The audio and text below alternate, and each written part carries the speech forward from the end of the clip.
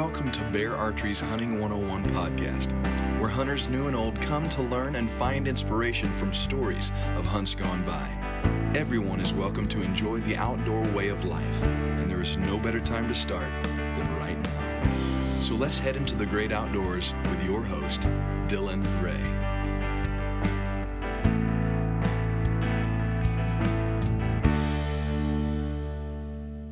All right, guys, welcome to Bear Archery's Hunting 101 podcast. I'm excited about today.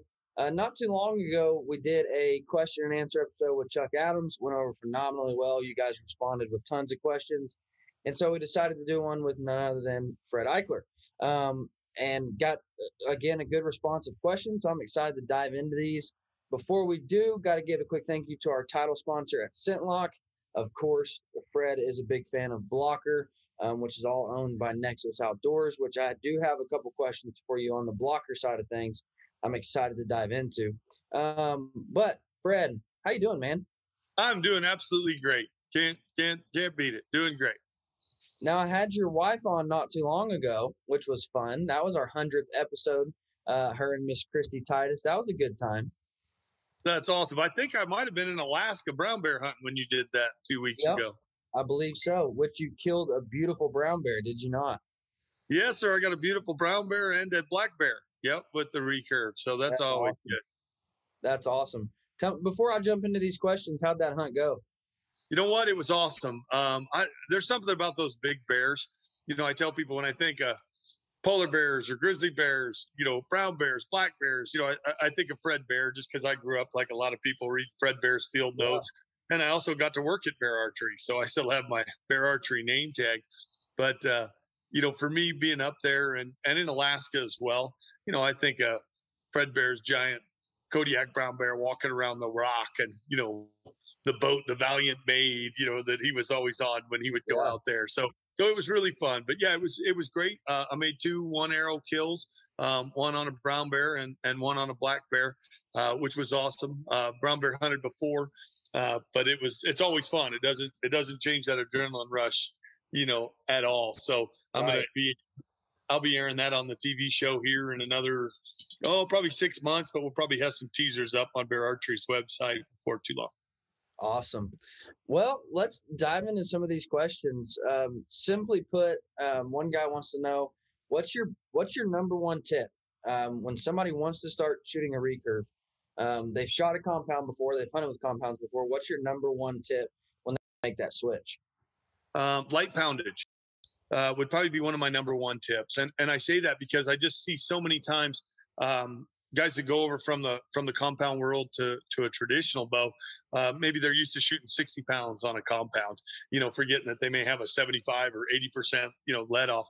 And then they kind of equate that and go, well, I want to shoot a 60-pound recurve or a 60-pound longbow, which really isn't doable for most people, especially if you're used to shooting compound. So I tell guys, go with really light poundage. I've shot elk and some really big animals with 40 pounds. You know, I usually shoot 54 on a recurve, but you don't really even need that. You know, start with something low, 40 pounds, 45 pounds, get used to it. And if you want to hunt with that, you can hunt with that forever. That'll take almost anything you want to go after. You know, make sure you check, you know, regulations and legality in different states, but that's really all you need. Just get it tuned up and practice on your form more than anything, because most guys overbow themselves with traditional equipment. Now, I've learned since I'm shooting a recurve, there's 2 types of recurve shooters. And there's either the guy that finds something that shoots good and just shoots it and doesn't worry about it. And then there's like anal micro tuners, and they micro tune everything about their bow. I've come to respect both parties. Which one are you? Man, I'm a micro tuner. I really am. I'm one of those guys that, you know, it makes such a difference if that arrow's kicking. I don't care if I have a great group. You know, all my arrows can be touching, but if they're all touching and they're coming in at different angles, you know, I realize how much that's going to impede not only my performance as far as penetration on an animal, but also in conditions that are less than perfect. You know, you add a little wind to that, you add rain, which equals wet feathers, or snow, which equals wet feathers. It's going to exasperate, anything that you've got going wrong. It's going to be, quadrupled when you get out in the field. So I tend to be more of a micro tuner. I want my arrow flying perfectly. I want to know exactly where my equipment needs to be when I get in the field. If it's 8 3/8 for a brace height that shoots the best, by gosh, when I get to camp, I'm going to make sure I'm right at 8 3/8. I want my bow shooting with a bare shaft absolutely perfectly. So I know everything's dialed in. Now, follow-up question the gentleman had, which let me preference this. We did a traditional 101 series, and Fred covered the setup of a bow on that series, not necessarily the tuning of a bow on that series, but this gentleman wanted to know, if you are a micro tuner, what is your tuning process? Oh, excellent question. So, it's a long process, but the very first thing I do is I start out. I want to find the sweet spot in the bow. Every traditional bow, because they're wood, it's a piece of art, and everyone's unique. Everyone's different. So you'll see people tune a guitar, and they're adjusting the tension on that string to where it sounds perfect, and they get that perfect note. Just like a banjo or anything else. So the very first thing I do is I'll adjust the brace height by twisting or untwisting the string, and I'll shoot the bow until I find the spot where that bow shoots the absolute quietest. And it'll be very noticeable. You'll go, past a couple twists, and it'll start to get louder. And then you go more twists, and it'll get even louder. And you'll go, okay, I got to back it up. And if you back it up and go longer and longer with that string, or loosen the string, there'll be a spot where it really starts to twang and vibrate, where you can see it on a camera on the decibel level. Or if you have somebody standing beside you, they'll go, wow, that's getting really loud again. And then you go back in the middle. So the very first thing I do is try and find the sweet spot, because every single bow is an individual. Most manufacturers, or even traditional, custom traditional bows, will have a suggested brace height. But there's so many variables. How do you release the string? How do you hold the bow? A brace height that may work for me on a particular bow may not work for you, for example. So once I get that sweet spot for that individual bow and for my style of shooting, then I'll go, all right, now let's start checking different arrows. Let's figure out what's going to shoot the best. Now let's adjust the knock set. Then if I'm going to add any silencers, once I have that bow shooting the quietest, then I'll add some whiskers, some puffs, or some, I go with moleskin a lot on the limb tips to help quiet it up, things like that. And then I'll start tweaking on things like, setting up the rest. I usually prefer shooting off the shelf because I shoot traditional. So I just like the shelf because it's more natural to me. It's easier. It's another thing that won't go wrong. And then I start working on that perfect arrow. What do I need for spine on this setup? So I, get that spine dialed in, and I do that by bare shaft tuning. So there's a lot of different processes, but I would say it starts out, and one of the most important for me is to find the sweet spot on that individual bow. Yeah, I told somebody one time, I said, I don't even enjoy shooting a bow for the first couple of weeks. It's not just going out and flinging arrows. It is shooting and then adjusting and shooting and adjusting and shooting and adjusting. But then what happens is I get to enjoy shooting that bow way more. My first recurve was a grizzly, and I had no idea how to tune a recurve. And so one piece. Yeah, it was super frustrating, because you're going out and you're like, why am I hitting so bad, and why is it flying so crappy? And I never really got to truly enjoy shooting the bow until I said, okay, let's tune this thing. Let's spend a couple of weeks just getting the perfect tune on this bow. And then you go out and it's so much more enjoyable to shoot. So I would just say take your time on the tune, because it's going to make shooting that bow so much more enjoyable. 100%. And the added bonus of an arrow that's flying straight is you get more penetration, and you're not as impacted by adverse weather conditions. Absolutely. Now, this is a hard question, and I think you might have to dive into it a bit. He says, I know you love predator hunting. I've always wanted to know if you ever actually make a dent in the predator population. It seems you remove one and two or more show up. Excellent question. Yes, 100%. I love predator hunting with everything. That's, everything from air rifles to my traditional, I've shot everything with a traditional bow too, from bobcats to coyote to badgers to, you name it. So I love hunting predators, with everything, ARs, you name it. When it's a predator, I'm trying to help not only decrease the population, but I'm also trying to protect a lot of the other game animals that I enjoy hunting, whether that's pheasant, quail, turkey, whitetails, antelope. They make a huge impact on a lot of game populations. But yes, I definitely make an impact and definitely see a difference. One of the examples I'll give, there was a rancher that's not too far away from us that had a pair of coyotes that were just knocking the heck out of their calves. And not every coyote is a calf killer. Just like every grizzly bear isn't a man killer, so to speak, or every shark doesn't eat people. But once you have, a coyote or a group of coyotes learn how to effectively take down a calf, they can be devastating. And there was a pair of coyotes that had learned how easy it was to take down young calves. And when they would go out and feed, a lot of the mother cows, the poor mothers, would leave their calves laid up in the brush, and they would go eat the hay that they brought out. And these coyotes would literally watch the truck come out, and they'd circle around, find the calves in the brush, and kill them. And the guy that was feeding would watch it. He's like, "Oh man, the coyotes are over there killing a calf." So they called me out and said, "Man, we got to get these coyotes. Like, we've lost 4 or 5 calves in the last week. We know it's this pair, and they're just knocking the heck out of them. We haven't had a problem." And all of a sudden, these 2 coyotes started killing them. So I went in there and killed those 2 coyotes, and they stopped losing calves. So in answer to his question, have I not only taken out problem predators that were really knocking the heck out of domesticated animals? Yes. Have I made a dent in the population? 100%. But it's because I use every method available to me, whether it's trapping, whether it's baiting, calling.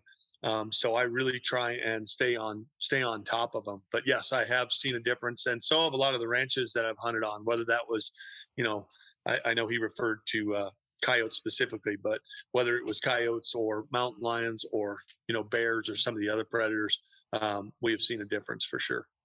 Speaking of mountain lions, you called one in pretty close not too long ago. I saw that video. Dude, wasn't that cool? That was very cool. Yeah, so that was really neat. I actually ended up taking that lion with my recurve January 1st of this year. But yeah, I was hunting with Tim, who's one of our guides and a cameraman as well. And we had another fella from Arkansas that had actually won the hunt for me to take him predator hunting. And the poor guy, the very first set, I've got him and Tim sitting in front of me. And this mountain lion runs up to like 15 yards, like literally runs right up to the call. And, this poor guy from Arkansas, he'd never seen a mountain lion before, much less had one at 15 yards. But really neat. They're sitting there watching the cat. And mountain lions are amazing. But you could see this lion, once he ran in, he spotted, everything. He's like, "Oh, there's a guy there. There's a guy there." And he identified it. Like, you could see he looks at Tim, looks at the other guy, and no fear. Like, it literally just turned and walked. Didn't run like a coyote would have or anything else. It slowly walked off like, "All right, yeah, you got me. That was good." But no fear. So the neat thing is, we had found quite a few elk calves that this lion had been taking on our ranch and covered up, and there was mountain lion tracks and the indicative, where they've been choked out, by the throat. Well, went out January 1st, and I had cut a track, and Michelle went out with me and videoed, and I turned one of our best hounds loose and treated it, and shot it with my recurve. So that was pretty neat, pretty fun. I had this question later on, but we've kind of worked into it. As somebody who's hunted all over the world, what's the scariest situation you've ever found yourself in while hunting?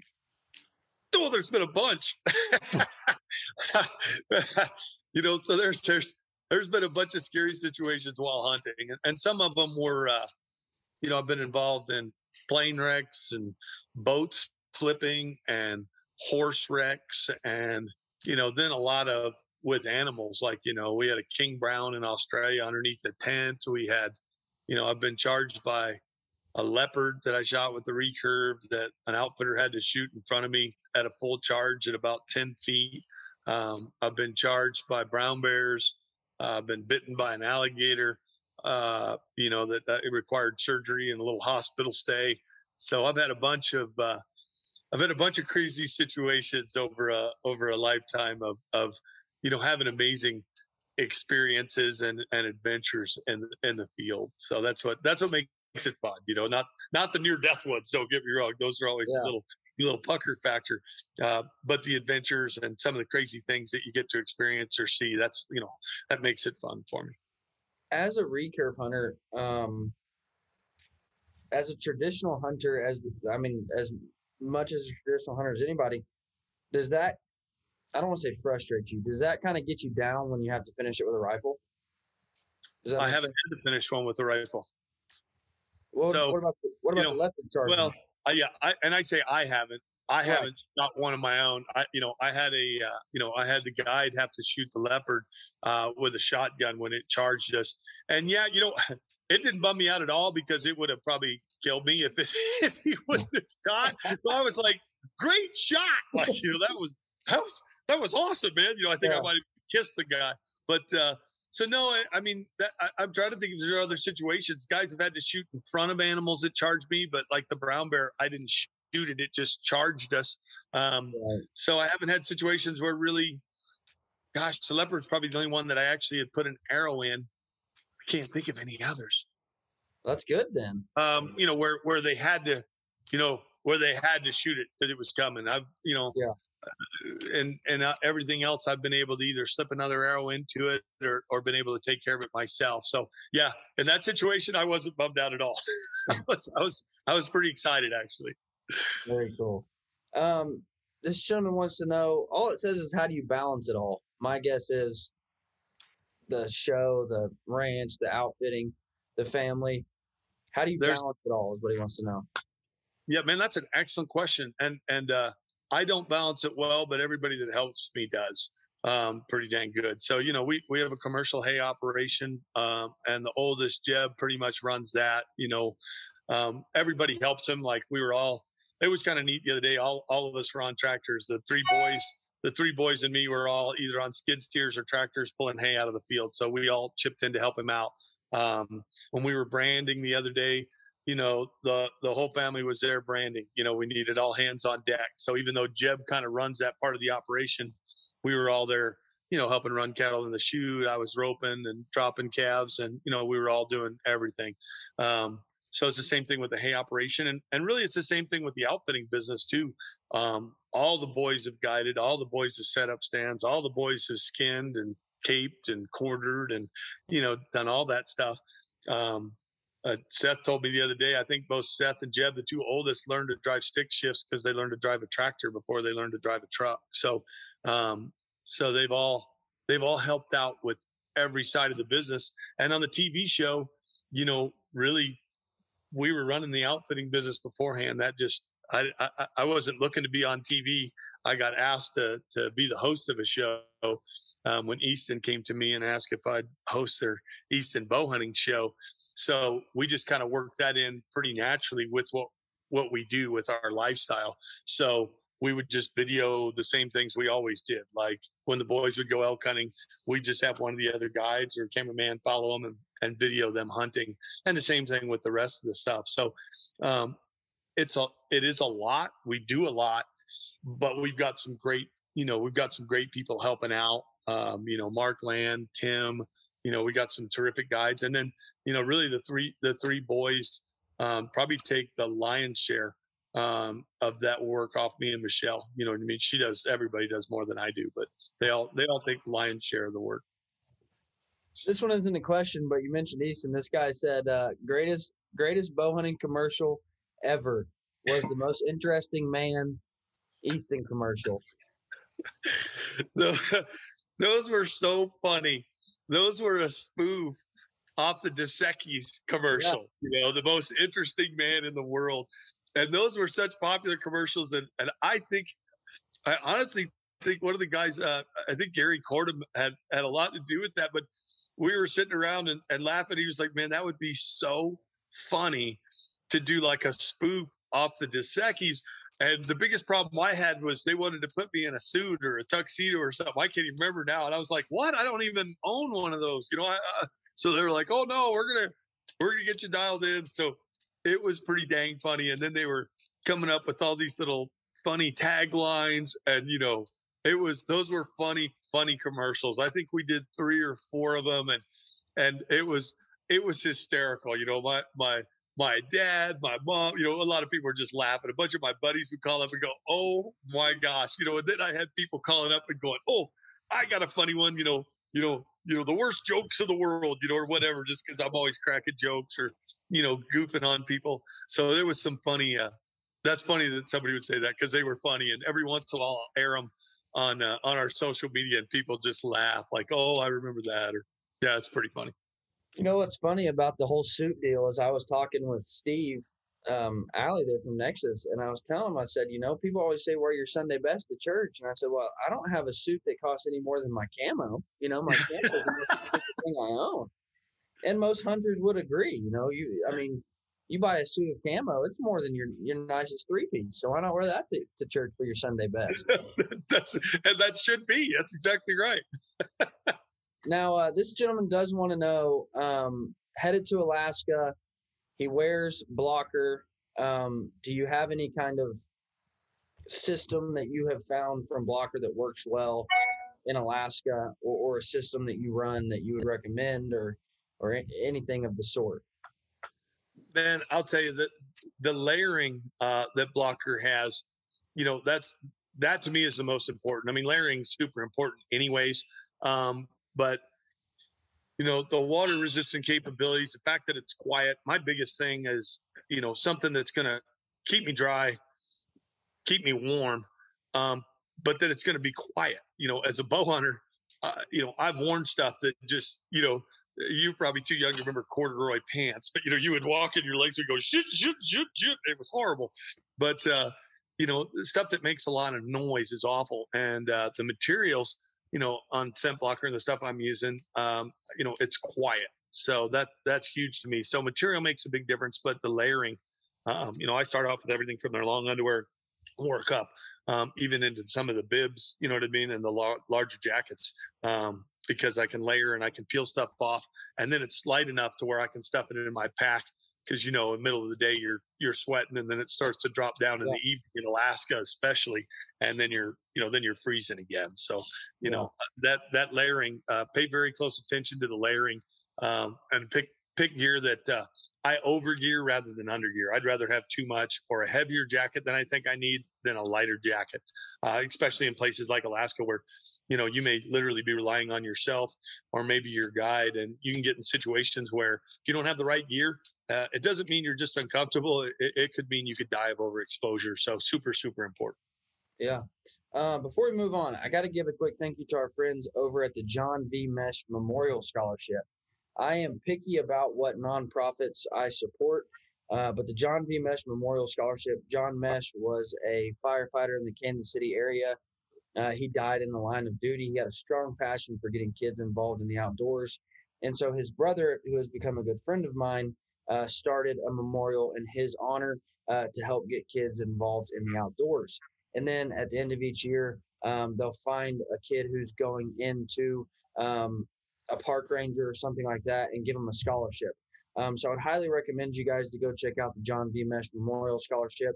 They hold events all over the country to get kids involved in outdoors, but also consider supporting them to help with that scholarship fund. So I would highly recommend you to go check out the John V. Mesh Memorial Scholarship. That's awesome. Now, where can you get information on that? Is there like a website like johnvmesh.com or anything, or no? Yes, I believe it's johnvmesh.org. I gotcha. Okay, so if you want to check it out, all right, I'll take a look at it. This gentleman wants to know, out of all of the 29, what was the hardest to hunt? Every one of them. That's a great question. And everyone does have its own challenges, right? Some because they're small and super spooky, Whitetail. Who's deer, like most people, but I know it's technically cow's deer. But in Arizona, super small deer, super fast, super wary. So the challenge there is the deer going to be there when your arrow gets there? And then the conditions, I've hunted them over water holes where, you're sitting in a blind, it's 125 degrees, mentally and physically. That's when you're sitting there 14 hours, that can be a pretty rough hunt. Adversely, you look at, a Dall sheep, or something like that, where there's no cover and you're trying to sneak up in bow range of an animal that gets shot mostly with rifles. That's pretty wary and looking out for wolves and people, as predators, and trying to get close, close enough in range at that animal. That's a huge challenge, and then there's, grizzly bears that half the time look at you like, hey, what is that? Maybe I can eat it. So, there's a lot of different, they're all challenging in their own respects. So I've enjoyed them all. If I said which one was the most challenging and was degraded as a species, I would probably say all the sheep, just because of where they're found. They're certainly not easy to get to. And you're above timberline, you're sleeping in a sleeping bag, to be in the rocks a lot of times. At least that's the way I did it. And so, you wake up the next morning and, you're like, whoa, you're stiff, you did 8 or 10 miles the day before and you're like, okay, here we go again. Yeah. So that's some of the challenges of that. But man, every one of them was incredible. And I give every one of them their due, because all animals they're just so unique and they each have their own challenges. Have you ever had the pleasure of meeting John Bear, the auctioneer? No, sir. I don't believe so. He does all of like STIs auctions and pretty much all the hunt auctions. But he was doing an auction for a coos deer hunt, is what he called it. And somebody piped up from the crowd and said, "It's cow's deer." And he said, "Well, I'll tell you what, you buy the hunt, you get to pick what you want to call it." That's awesome. Yeah, call it whatever you want. Sometimes I have to tell people, like I even we have a small herd of bison, but I referred to them as buffalo, and somebody corrected me like, it's not a buffalo. And I'm like, man, even the song is like where the deer and the buffalo play. It's not where the deer and the bison play. You know what I mean? So I get it. Sometimes we refer to things as, like antelope or lope. I say that. It's, I've had people correct me and go, it's actually pronghorn antelope. And I'm like, okay, I got it. And my full name is Frederick, but I go by Fred. So, lighten up a little bit. Sometimes we'll get a little crazy on some of that. Speaking of antelope, this gentleman wants to know, he said, I'm going on my first antelope hunt. What is your theory on water holes? It's the most efficient way to harvest an antelope, by far. I don't even know how many antelope we're up to now, but I've been guiding antelope hunters for 30 years. And we've taken a lot of antelope over the years, and that's just the most efficient way to take them. We've used decoys. I've used a Montana decoy to get up close and shoot them with the Montana decoy. I've used horses. There's a lot more fun ways to hunt antelope. Using the horses like Jeremiah Johnson. Antelope don't know how many legs a horse has. I've spent hours sneaking up with clients, or with myself, or the kids have done it, where we'll use the horses and hide behind them. Had a gentleman, Rick, in South Dakota, and his granddaughter Aspen, who were masters at it, that taught me how to do it. And that is a super fun and super neat way to hunt antelope. But if somebody said to me, Fred, I'll bet you $100 you can't shoot an antelope today, I'd be like, oh, I could get it done, especially if it was a hot day.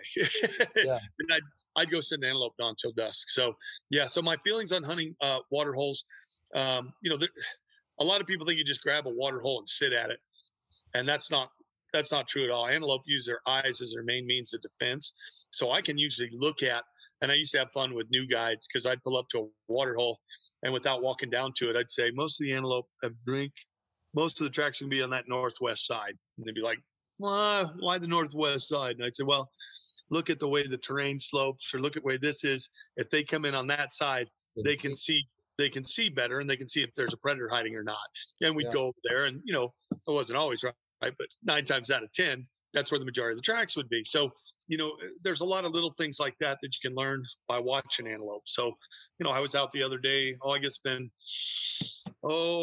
after I got back from Alaska, I sat out and just watched antelope for hours through a spotting scope, just watching to see where they're traveling, what water holes were they going to, what were they eating, so I'm looking through a spotting scope all year at them. But you can learn a lot from them. But for fun ways to hunt, I would say almost anything but a water hole. Spot and stalk decoy horses, for the most efficient way to harvest an antelope, it's going to be a water hole. I've got one more on antelope, and then I've got one more on water holes. And I know this guy, and he's a trophy hunter by every form of the definition. So he's not going after any antelope. He's going after a giant. Seems as though my arrow never gets there before the antelope moves. What's your tips? He's shooting too far. It sounds like he's shooting too far, because I very, very rarely have had an antelope ever get out of the way of my recurve bow. So I assume this gentleman's shooting a traditional bow. I'm not sure. But I would say he's definitely trying to shoot too far if the antelope's getting out of the way of it. The other thing, so try and set up closer. And some of the things you can do is, like, let's say you're hunting a water hole that's 40 yards, or, you know what I mean? The antelope can drink in a lot of areas. I'll subtly do little things to push the antelope closer and broadside. I'll pile up some sagebrush on the other side of the water hole, knowing that they're not going to drink by that they're going to swing around that, and I'll get them to come in broadside to me and closer. So I'll do little subtle things like that, even dragging a log out or something that doesn't look right or out of place, that'll cause the antelope to veer away from that, just to get me that closer shot. Gotcha. The other thing that gentleman could look at is his bow too loud. So that goes back to, the tuning.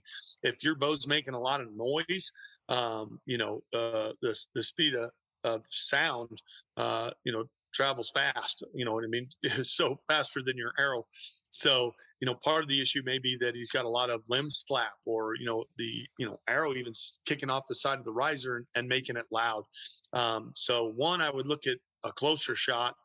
Two, I would probably also look at, is he doing everything he can to quiet that bow up? Because even if it's a large, mature antelope, we're hunting areas that we've been hunting for 20 years. I mean, mature bucks have most of them have either been shot at, or they're familiar with a bow, or one of the neighbors is, to try to take a shot. But once they get in range, for me, they get that 20-yard range, man, it's very rare that they're not there when the arrow gets there. And you can also do the whole, shoot at the bottom third as well, which is a good rule of thumb, with anything, because, you're always going to get some reaction, but for them to not be there when the arrow gets there, I would say you're better off, holding holding lower third and keeping your shots a little closer. Yeah.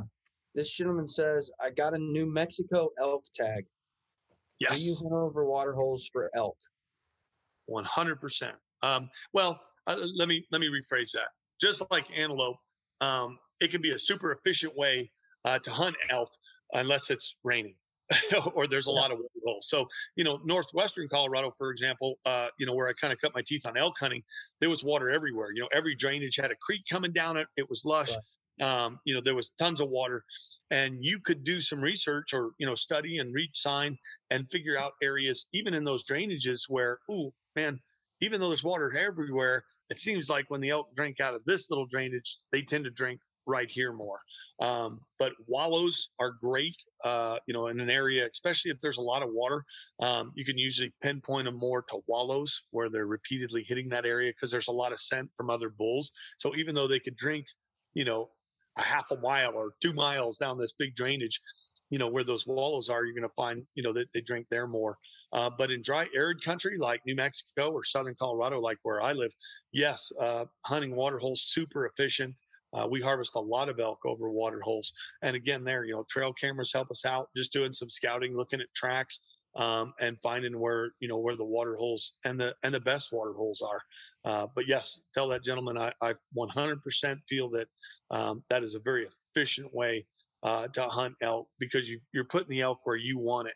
I don't want to bore you, but when I wrote Bow Hunting Western Big Game, some of the information I put in there was what I'd learned over 30 years of guiding hunters too.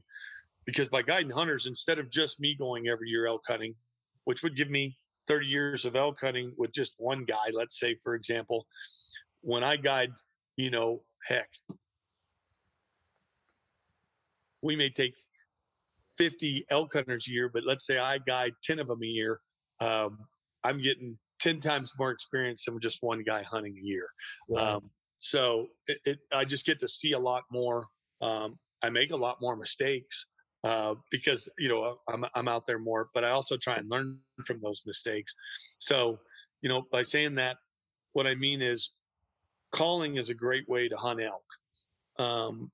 The tough thing about calling is I have to call 10 bulls in on average for us to kill one, because they either wind us, they hear us, they see us, they smell us. Something's going to happen. You're going to get busted. The elk's going to be quartering to you. There's going to be a lot of different things that go wrong. Now, if you take that and compare it to every 10 elk that walk by within bow range of one of my clients sitting in a water hole or in a tree stand, we kill 7 out of 10. So the difference in percentage is when we're calling elk, we have to call 10 elk in to kill one, to get that broadside shot, to get one that hasn't winded you or spotted you or seen you or smelled you and all that other stuff, heard you.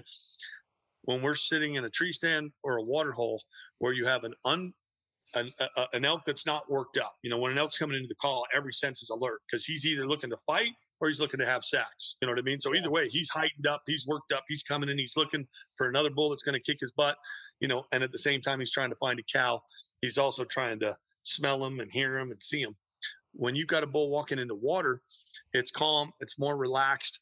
You've usually set the blind to where you're going to have a shot opportunity.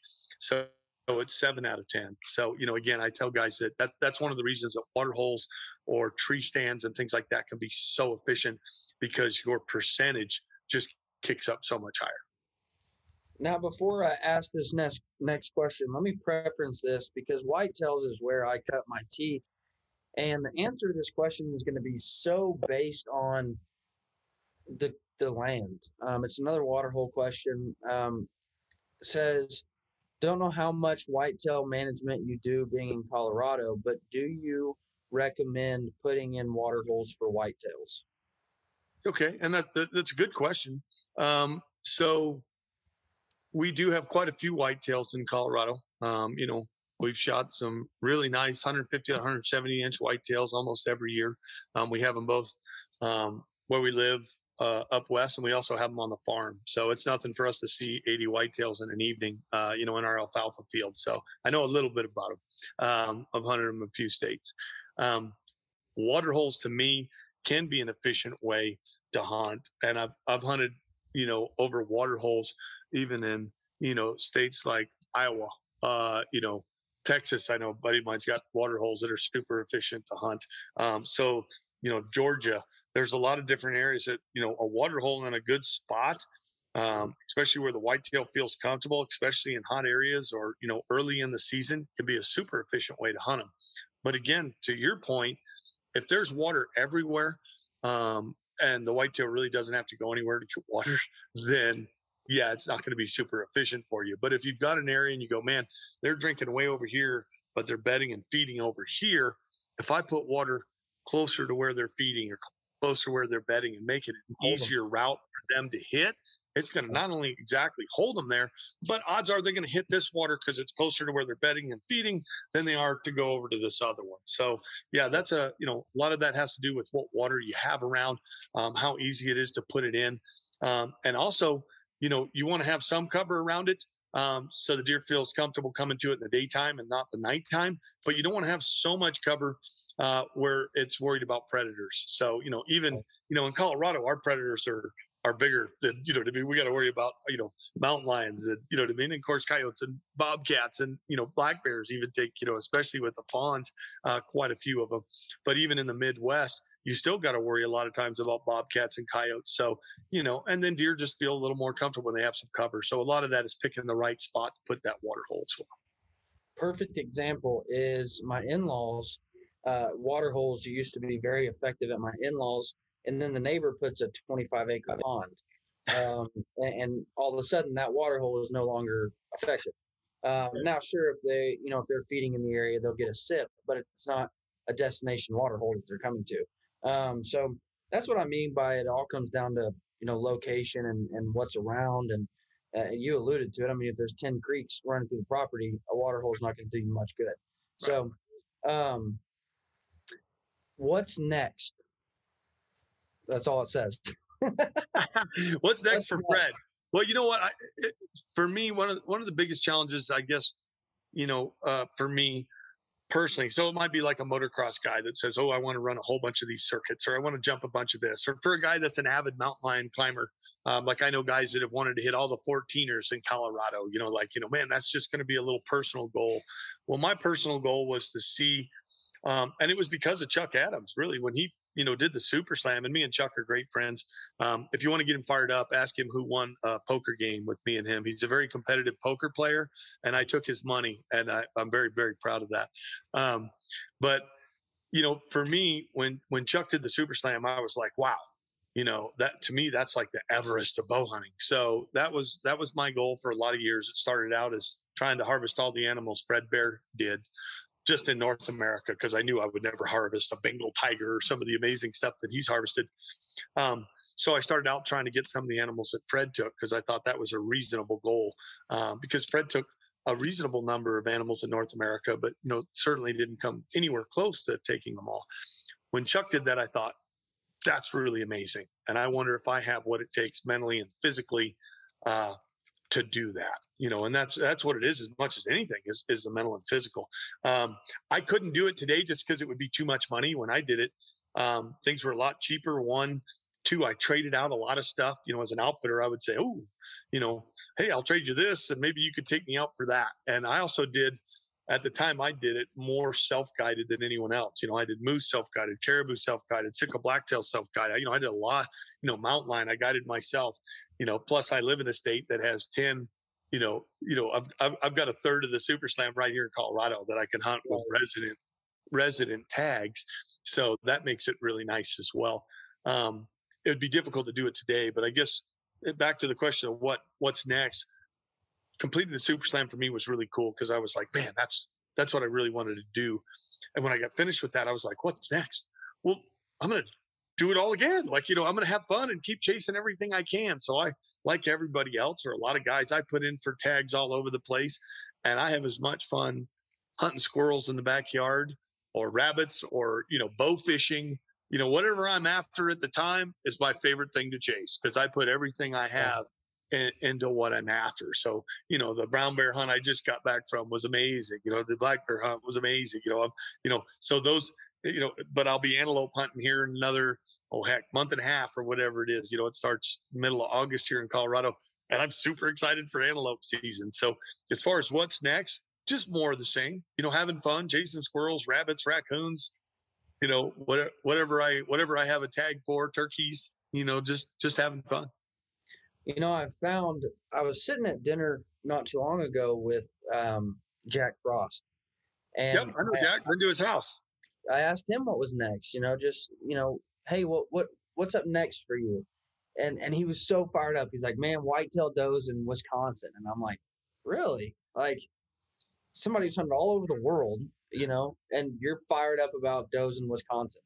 And I've learned that the guys who have done it and done it well, they get fired up about anything. It doesn't matter whether they're hunting, caribou or does. They're just as fired up. And that's what I told your wife on that last episode. That's what I've always respected and liked about you is you'll shoot a doe and be just as fired up as if you shot a new world record. And that's what I've always liked and admired. So, well, thanks. It's definitely a passion. I enjoy it. This guy preferences the question by saying, without saying Colorado, what's your favorite state to hunt in? Oh, good question. I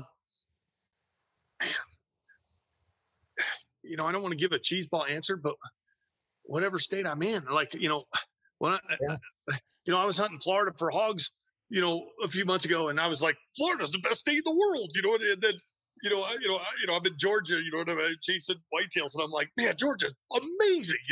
When you're in Illinois, you're like, wow, this is so cool, because there's some huge bucks here, and I don't know what's going to walk in. And, I was just in Alaska, and Alaska's amazing. And then you see that, I didn't realize that mosquito was the state bird, but, somebody told me that this year, because I really hit beautiful weather, but with that weather came, droves of mosquitoes. Yeah. Literally without a thermocell, I think I would have died.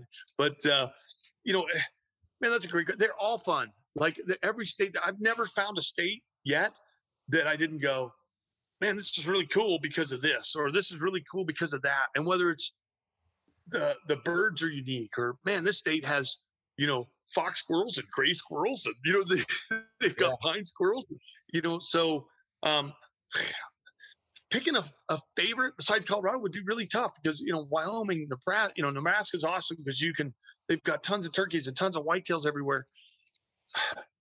I've hunted New York. I shot a deer on Long Island, and I was like, wow, this is awesome. I don't think a Long Island, Texas has got, you can hunt all year dang near, and Texas is like, yeah, we don't care. You got a tag, have at it.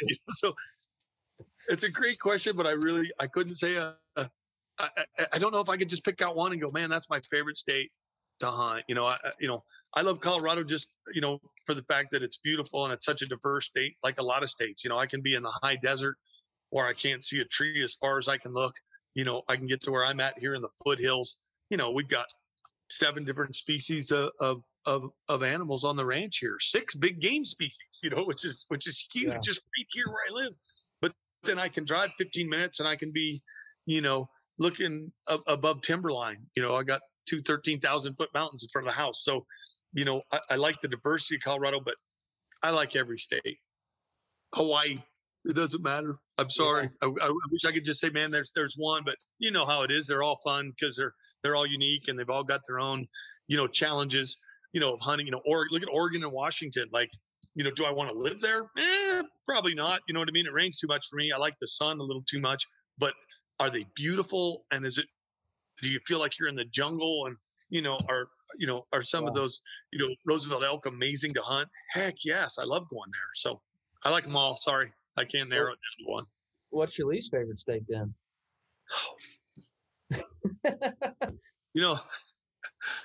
Denver. I know it's not a state. But yeah, no, the more populated ones, I got a hard time. And like, I've had some great hunts in Pennsylvania, for example. I've had some great hunts in New York and had a great time out in some of those states.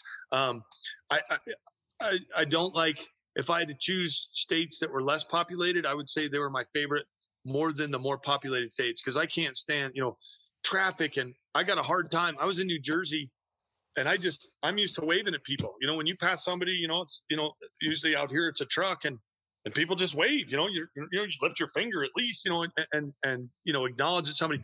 And my buddy was going crazy. It's Will Jimeno. You may know Will, but he was 9/11, the movie. He was one of the last police officers pulled out of the buildings. I mean, really neat guy with a neat story. But he was like, Fred, stop waving at people.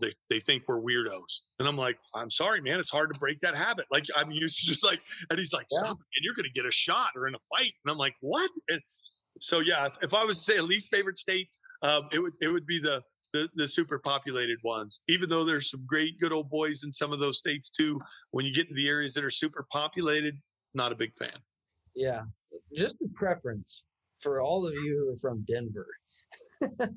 I'm actually in Denver currently in a hotel. That's why I have this beautiful lighting above me. And am I allowed to say what you called Denver?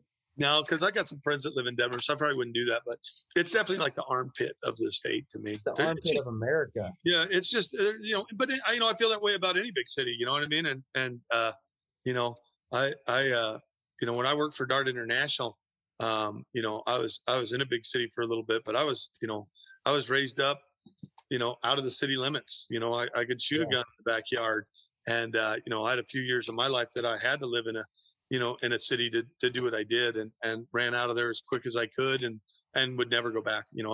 I'd live, anywhere but a big city. I don't know. It seems like there's great people, obviously, but whether it's politics or whether it's just the congestion and the, trying to drive somewhere and the trash and, people in general are ruder. I like more rural areas. Because people seem to be more polite. I was driving a horse trailer, I think I told you a month ago, and I had to pull one through Denver, and, people would flip you off, and you're like, I'm hauling a horse trailer. Sorry, I'm not going 95 miles an hour like you are. But it's that anonymity, people just fly past, oh, well, he'll never know who I am. You can't do that in a small town because it's like, oh, I know who you are, and I'll be by your house tomorrow, and we'll sort that right out. You just don't have that. So, I guess I'm not a big fan of the big cities. So I know some people are forced to live there because of work, and some people I hear like them, but man, at this point in my life, for love or money, I wouldn't live in a big city. Doesn't matter. Yeah. You know what?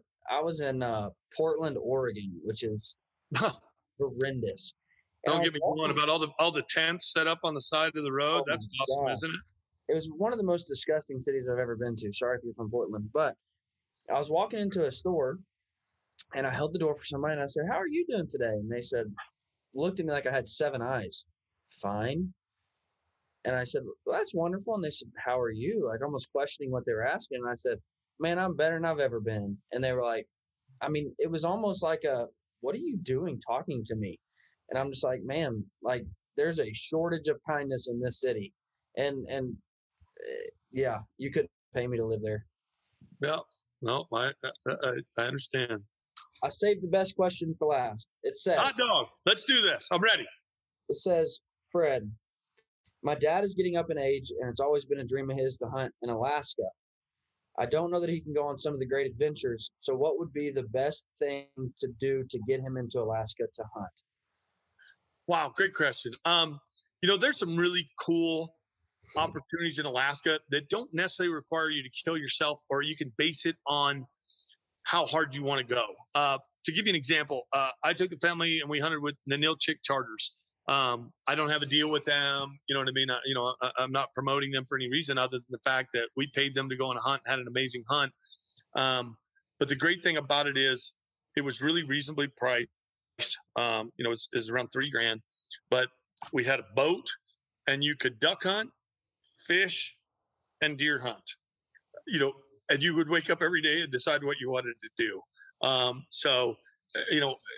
Those guys are making the food for you. I've done Alaska where you drop camp, you know what I mean? Where I've had people just drop me off and I camp in a little tiny tent by myself, and, you're scaring brown bears off at night. And then you're, hiking the side of the mountain to get sick of black-tailed deer in the daytime. And I love that. That's fun. But, in answer to his question, I would say get an outfitter that's reasonably priced, that has a good reputation. The Nilchik charters blew us away. I've been with them multiple times, I think 3 times now.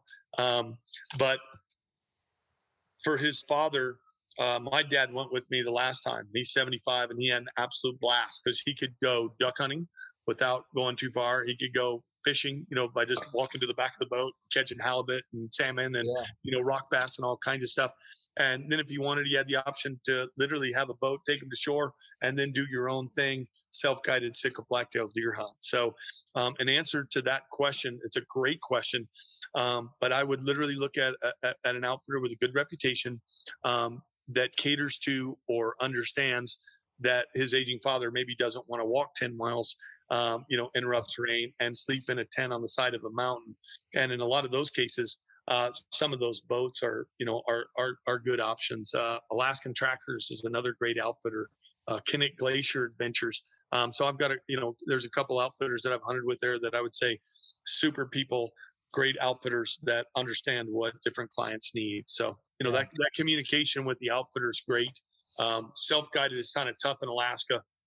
Because you either run into a gajillion people, or you may not have the gear that you need. So, I would suggest for a lot of that stuff, outfitter is a good option.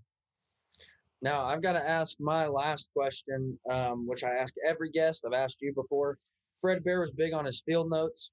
So what's one field note you've taken over the years that the listener and myself can just put in our back pocket and make ourselves a better hunter with?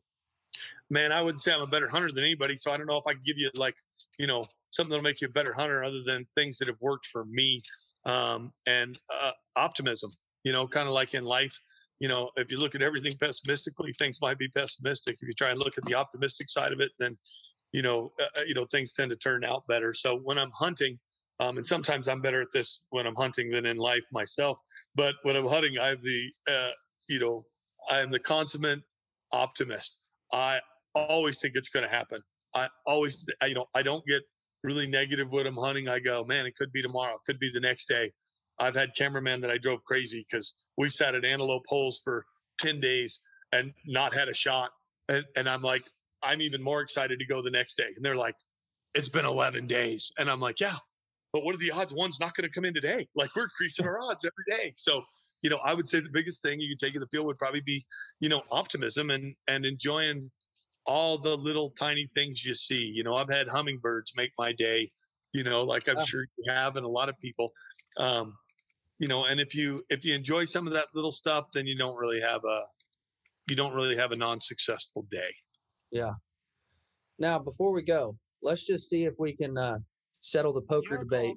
Oh, automated voicemail. Phone must be off.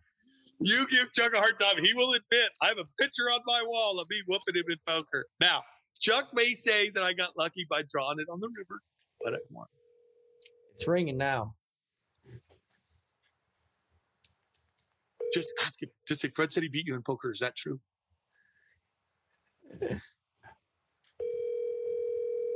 Come on, Chuck. Answer the phone. I'll have to give him a hard time when he calls me back. Oh, yeah. Your call. Oh, darn it. That would have been awesome. But true story. Beat Chuck Adams in poker. Actually, here's the other true story for you. We played poker 13 hours straight, all night long, until the next morning. wow. Because Chuck Adams, let me tell you something about Chuck. Not only is he a great guy and a super, super educated, very well-spoken, and an amazing hunter, very competitive. Very competitive. I think that's why he's such a good hunter, is because Chuck just won't get beat. Yeah. Well, I beat him in poker. I'm so proud of that. But he literally, at one point, I think like 10 hours into the game, I was exhausted. And I said, Chuck, do you want to just split the pot? Because there were a couple other guys playing that we had beat and run them out. So it was just me and him going back and forth. And I said, do you want to just split the pot, and just call it? And Chuck looked at me and he goes, oh no, Fred, there's going to be a winner and there's going to be a loser. And I'm like, whoa. So I love Chuck and his competitive spirit, but I do love the fact that I took his money. Yeah.